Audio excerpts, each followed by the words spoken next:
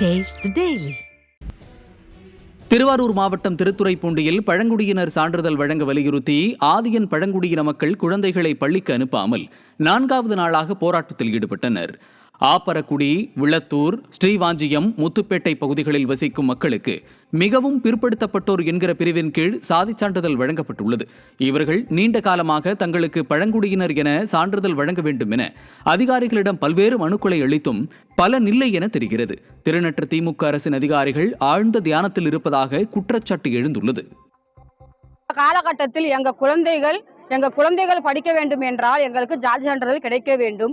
கிடைக்கும் வரை நாங்கள் எங்கள் குழந்தைகளை பள்ளிக்கு அனுப்ப மாட்டோம் என்று நாங்கள் உறுதி கூறுகிறோம். சர்டிஃபிகேட்டுகள் எங்களுக்கு கிடைக்கும் வரை நாங்கள் ration card, coupon card, voter ID, Aadhaar card எல்லாமே நாங்கள் ஆபீஸில் கொண்டு கொடுத்து விடுவோம். நாங்கள் கன்னியாகுமரி மாவட்டம் கடல் பகுதிகளில் வீசிய பலத்த சூறைக்காற்று காரணமாக மீன்பிடிக்கச் சென்ற நாட்டுப்படகு கவிழ்ந்ததில் ஒரு மீனவர் மாயமானார்.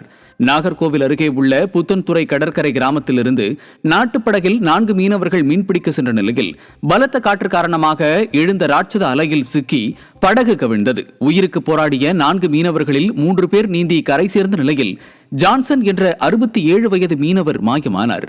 கடலோர காவல்படையினர் ஜான்சனை தேடி வருகின்றனர். மயிலாடுதுறையில் மழையினால் பாதிக்கப்பட்ட பயிர்களுக்கு நிவாரணம் அறிவிக்காத விடியா திமுக அரசை கண்டித்து விவசாயிகள் குறைதீர் கூட்டத்திலிருந்து வெளிநடப்பு செய்தனர். பருவம் தவறி பெய்த மழை காரணமாக அறுவடைக்கு தயாரான சுமார் 85,000 ஏக்கர் நெற்பயிர்கள் மழை நீரில் மூழ்கி சேதமடைந்தன. இந்த பயிர்களுக்கு நிவாரணம் வழங்குவது குறித்து எந்தவித அறிவிப்பும் வெளியிடாத நிலையில் ஆட்சியர் அலுவலகத்தில் நடைபெற்ற விவசாயிகள் குறைதீர்க்கும் கூட்டத்தை புறக்கணித்து வெளியேறினர்.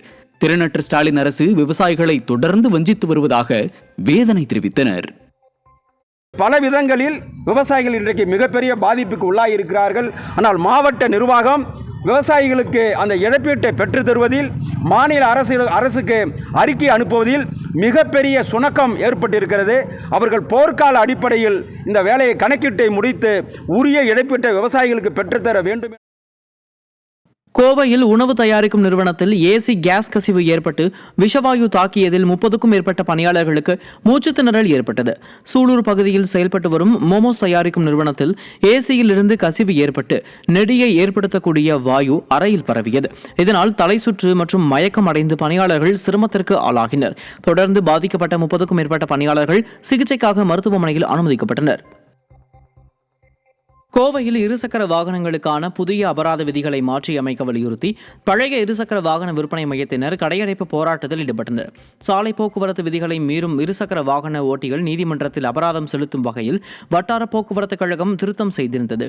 இந்த விதிகளால் அபராத தொகையை செலுத்த தவறும் பல வாகன உரிமையாளர்கள் பழைய இருசக்கர வாகன விற்பனை மையத்தில் விற்பனை செய்துவிட்டு வேறு வாகனங்களை வாங்குகின்றனர். இதுபோன்ற வாகனங்களை வாங்கி விற்பனை செய்யும் பட்சத்தில் அதன் அபராத தொகையை தாங்களே செலுத்த வேண்டியுள்ளதால் கடும் பாதிப்புக்கு ஆளாவதாக கூறி பழைய இருசக்கர வாகன விற்பனையாளர்கள் ஒருநாள் கடையடைப்பு போராட்டத்தில் ஈடுபட்டனர். ராணிப்பேட்டை மாவட்டம் சோளிங்கரில் புதிய நீர்த்தேக்க தொட்டி அமைத்து தருமாறு பொதுமக்கள் கோரிக்கை விடுத்துள்ளனர். தாலிகால் காலனி பகுதியில் உள்ள மேல்நிலை நீர்த்தேக்க தொட்டி தூண்கள் சேதமடைந்து சிமெண்ட் பூச்சிகள் உதிர்ந்து மிகவும் அபாயகரமான நிலையில் உள்ளது. அசம்பாவிதம் ஏற்படுவதற்கு முன் சேதமடைந்த மேல்நிலை நீர்த்தேக்க தொட்டியை அகற்றிவிட்டு புதிய நீர்த்தேக்க தொட்டி அமைக்க வேண்டும் என திறனற்ற ஸ்டாலின் அரசின் மாவட்ட நிர்வாகத்தை பொதுமக்கள் வலியுறுத்தியுள்ளனர்.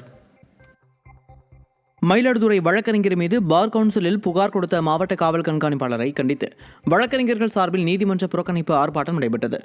மயிலாடுதுறையில் ஒருங்கிணைந்த நீதிமன்றத்தில் பணியாற்றும் வழக்கறிஞர் மீது மாவட்ட காவல் கண்காணிப்பாளர் பார் கவுன்சிலில் புகார் கொடுத்துள்ளார்.